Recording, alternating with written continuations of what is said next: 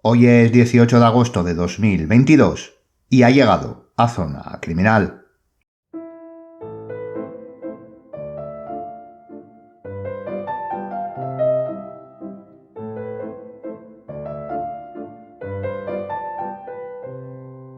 Estrictamente lo que vamos a ver en el programa de hoy debería ser considerado un crimitorial más. Así al menos insertamos uno en lo que llevamos de verano.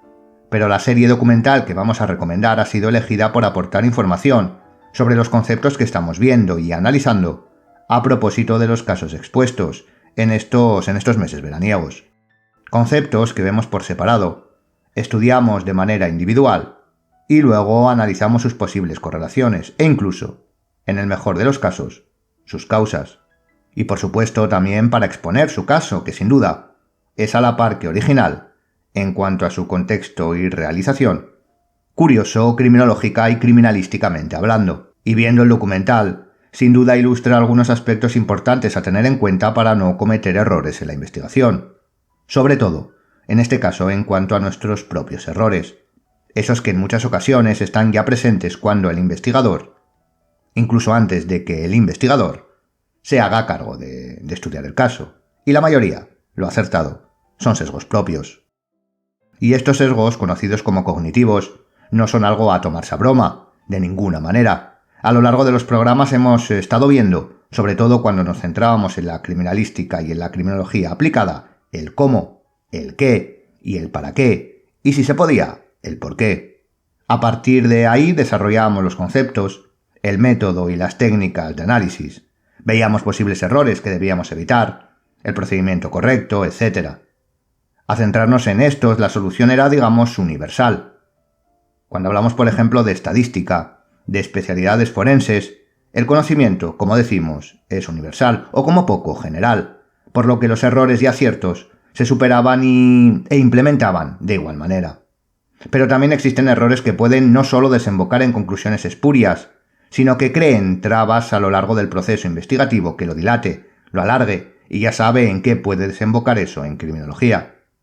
Y cuidado, aquí cuando hablamos de investigadores nos referimos a cualquier profesional que del concepto se encargue. No nos estamos acotando solo a investigadores forenses, sino a criminólogos académicos, investigadores privados, porque sí, también estos sesgos pueden llevar a errores en su tipología. De hecho, los sesgos pueden alcanzar a cualquiera en cualquier ámbito, desde el profesional hasta el personal. Podría parecer que los sesgos son algo tan individual, que sería probablemente cada sujeto quien cree los suyos propios. Pero recuerde lo que dijimos en el pasado programa, en el cual establecimos que efectivamente nadie es tan especial. Nos movemos por patrones, tenemos unos límites que no podemos traspasar, y que estudiándolos podemos llevar a cabo un análisis holístico. Así funcionaba la ciencia, estudiando parcelas para conocer el todo. Y esas parcelas pueden diferenciarse en cierta medida en la forma, pero no en el fondo. Y el todo es el mismo para todos. Y los sesgos no son una excepción. El estudio de este constructo de hecho no es nuevo y son conocidos. La diferencia estriba en cómo gestionarlos, cómo lo hace cada uno, la conciencia que de ellos tiene y la capacidad de resolverlos, porque en nuestro caso, como profesionales, debemos eliminarlos lo antes posible. Ahí viene la individualidad, la capacidad de afrontarlos de cada uno, pero el constructo, los sesgos, están compuestos de las mismas variables para todos. Hoy podemos decir que es un programa con triple objetivo: exponer un caso curioso y, por supuesto, sin resolver, explicar la necesidad de reconocer y eliminar los sesgos y, por supuesto, como buen crimitorial, hacer una recomendación, en este caso videográfica. Bienvenido al programa de hoy, que podría ser un crimitorial.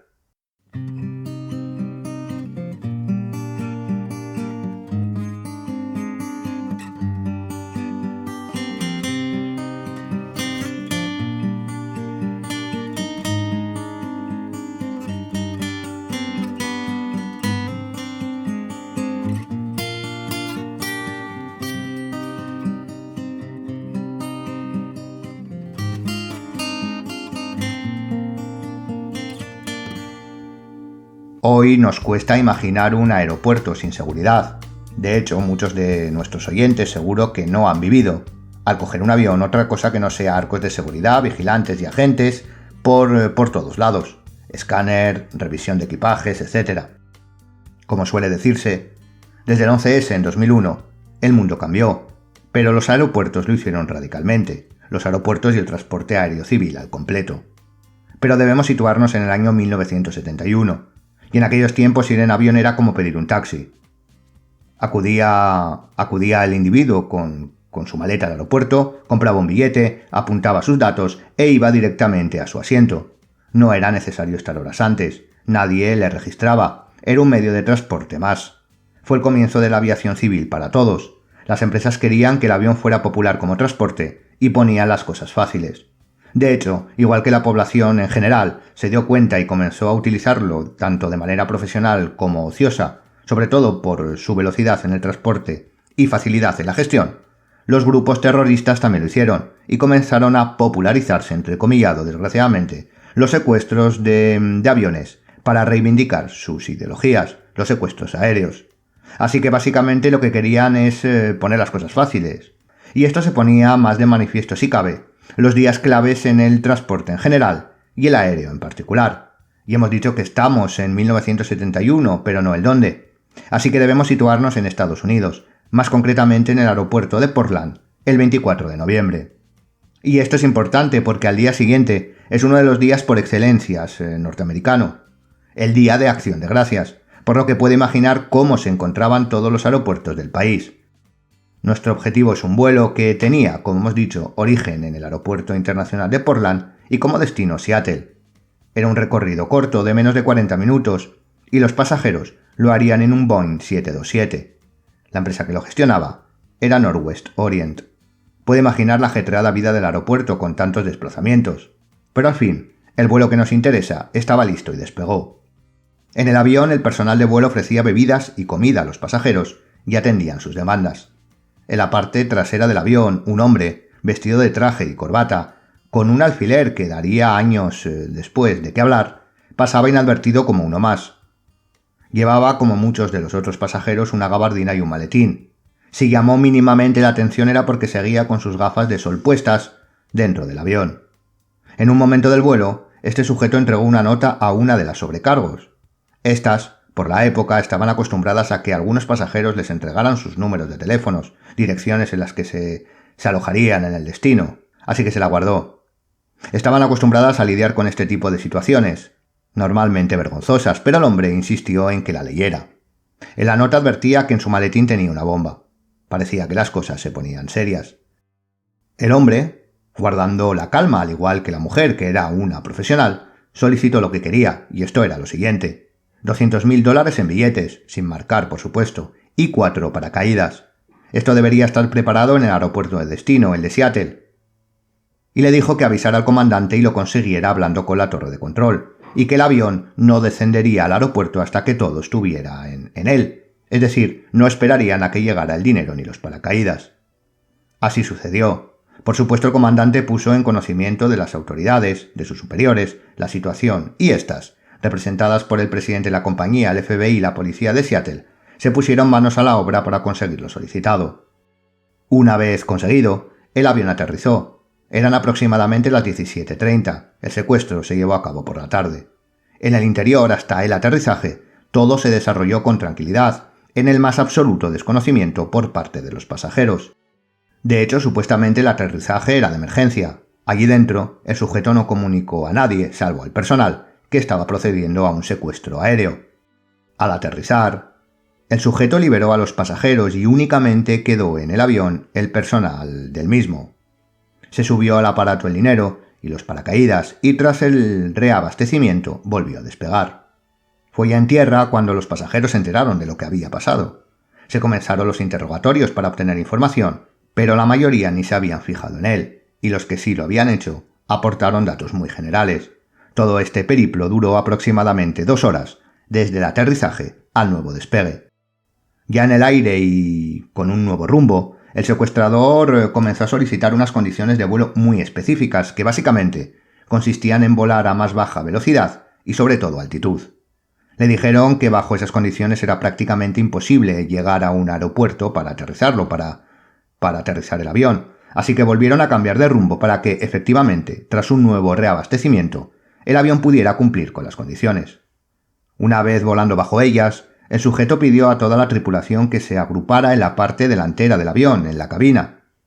Él se quedó en la parte trasera. De repente los tripulantes sintieron un gran cambio de presión y vieron cómo la luz de la apertura de la puerta trasera parpadeaba. El secuestrador la había abierto y en la oscuridad, eran aproximadamente las 20-30 horas de un día de noviembre, y para aumentar la dificultad en ese momento estaban atravesando una tormenta, o tal vez esto no era una dificultad, sino una elección. Eso no lo sabremos. Lo que pasó es que el sujeto saltó con el dinero, y claro está uno de los paracaídas, sobre el suroeste de Washington. Desde ese 24 de noviembre de 1971 hasta el día de hoy, no sabemos nada sobre ese individuo.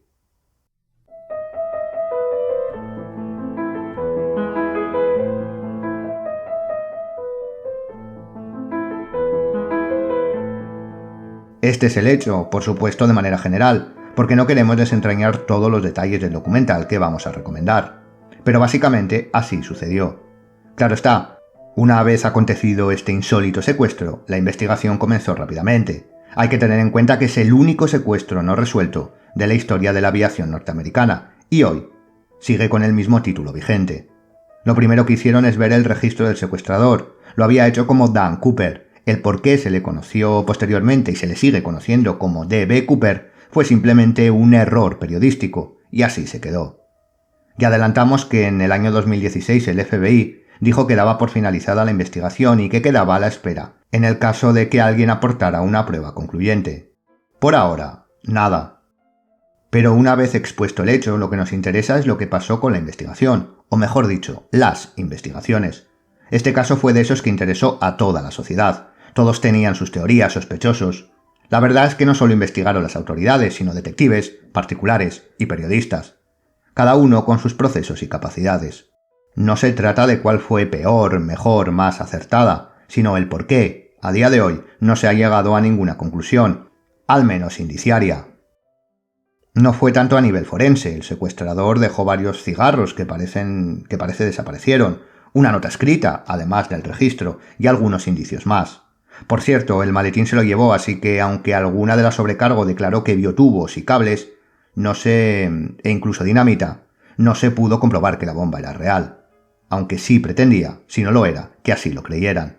El problema fue, como decimos, los sesgos de los investigadores. Por ejemplo, por ilustrarlo con algo tal vez burdo, pero que lo muestra, debido a que la gran mayoría de los pasajeros ni se fijaron en el secuestrador, los retratos robot no eran muy acertados. Entre eso y el miedo lógico que pasaron los profesionales del vuelo, el retrato fue muy generalista. Se puede buscar fácilmente en Internet, pero en vez de descartarlo, al menos parcialmente, muchos investigadores lo utilizaban casi como prueba infalible porque encajaba, entre comillas, con sus sospechosos. Es que era tan simple y general, y además modificado en el tiempo, que casi había un retrato robot por cada tipología craneal. Se utilizaba cualquier información, que por cierto era siempre indiciaria, para confirmar la teoría de cada uno, y se adaptaba cualquier indicio a la teoría. Así que tenemos un gran sesgo, o muchos grandes sesgos de confirmación. Uno de los más peligrosos para cualquier investigador, y por supuesto para cualquier investigación. Otro punto importante en las investigaciones llevadas a cabo por diferentes personas es el momento en el que un individuo indicó que se encontraría parte del dinero en un punto exacto, donde, efectivamente, apareció años después, el día y lugar señalados por él. Todo el mundo atribuyó el encontrarlo con el sujeto que lo indicó, tras decir a todo el mundo que él era D.B. Cooper. Todos lo creyeron, porque todos querían creerlo. Aquí tienen otro sesgo que desvió la investigación. El efecto manada. Creemos lo que la mayoría dicta. Así nos ahorramos problemas, y si encima lo conjugamos con nuestra autoconfirmación, pues ya tenemos todo resuelto.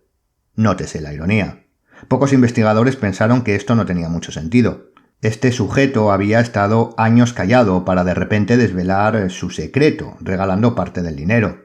Recuerde uno de los puntos más importantes que debe cumplirse para poder concluir sobre una causalidad, que todas las demás explicaciones hayan sido descartadas.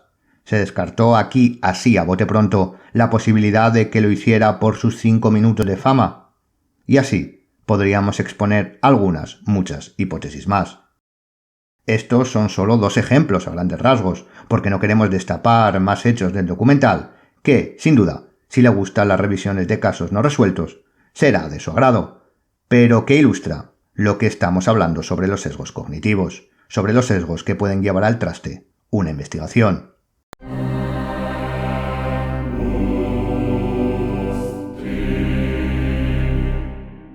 Bien, ahora lo único que nos queda es hablar sobre el documental. Su título, teniendo en cuenta lo que ya sabe del caso, no es muy original, tampoco es que lo sea el nuestro, el que hemos puesto a este programa, y es D.B. Cooper, ¿dónde estás? Se trata de una serie documental de producción americana, estrenada este mismo año 2022, y dirigida por doña Marina Zenovich, compuesta de 4 episodios de aproximadamente 40 minutos cada uno, en los que, como decimos, explica y realiza un seguimiento a los investigadores, tanto profesionales como aficionados del caso, desde ese año 1971 hasta la actualidad. Puede encontrarla ya completa en la plataforma de Netflix, sin duda, recomendable. Para concluir, simplemente 2 apuntes, uno sinóptico y otro reflexivo. El primero es simplemente recordar la necesidad de eliminar esos sesgos que pueden llevar al fracaso a una investigación. Debemos conocer bien nuestra ciencia y nuestro ámbito de actuación, eso es indiscutible, pero también los límites y aquello que puede desviarnos del camino de la objetividad, el empirismo y la profesionalidad, y por supuesto, trabajar en su eliminación, porque puede influir tanto en el ámbito cualitativo como cuantitativo. Por lo tanto, son un enemigo a batir siempre. El segundo es una reflexión que queremos compartir. Si es seguidor del podcast, nos habrá escuchado en un sinfín de momentos, incluso ahora mismo, que debemos siempre aplicar y centrarnos y ejercer con objetividad, empirismo y profesionalidad. Y en este caso queremos centrarnos en el último concepto, que en lo que hoy hemos tratado es fundamental. Ser un profesional de la criminología, la criminalística y la investigación no es acudir al trabajo con una gabardina, gafas de sol, botas y sombrero vaquero si quiere imitar a los ya mencionados en este podcast Rangers de Texas. No significa acudir al laboratorio como si estuviéramos en el CSI de Las Vegas, o encendernos una pipa al más puro estilo holmesiano. No. Cuando nosotros nos referimos a acometer nuestro trabajo de manera profesional, es porque debemos entender que para aplicar el conocimiento empírico, para trabajar con objetividad, debemos saber cómo hacerlo, para qué hacerlo y en dónde lo hacemos. Y esto se refiere a saber qué debemos hacer, cuáles son los límites, qué errores se pueden cometer, de dónde puede emanar y cómo ponerle solución, y eliminarlos, por supuesto, siempre antes de que aparezcan. Eso es la profesionalidad. Eso es lo que debe aprenderse y aprehenderse con H intercalada. Además, esto es válido para cualquier trabajo, para cualquier desempeño. Pero más si cabe en estos, en los nuestros, en donde los errores repercuten siempre directamente. Eso es profesionalidad. Luego ya si quiere ponerse una gabardina, pues perfecto. Pero primero, profesionalidad de verdad, sabiendo en dónde nos movemos. Y hasta aquí el programa de hoy. Esperamos que haya sido de su agrado esta mezcla de casos no resueltos, recomendaciones de documentales y reflexiones. Por supuesto le dejamos la referencia de la docuserie en la descripción. No nos queda más que animarle a seguirnos en el Instagram del podcast y en las redes sociales del Instituto Europeo de Ciencias Forenses y Seguridad, desde donde elaboramos y grabamos el programa. Gracias por escucharnos y hasta la siguiente Zona Criminal.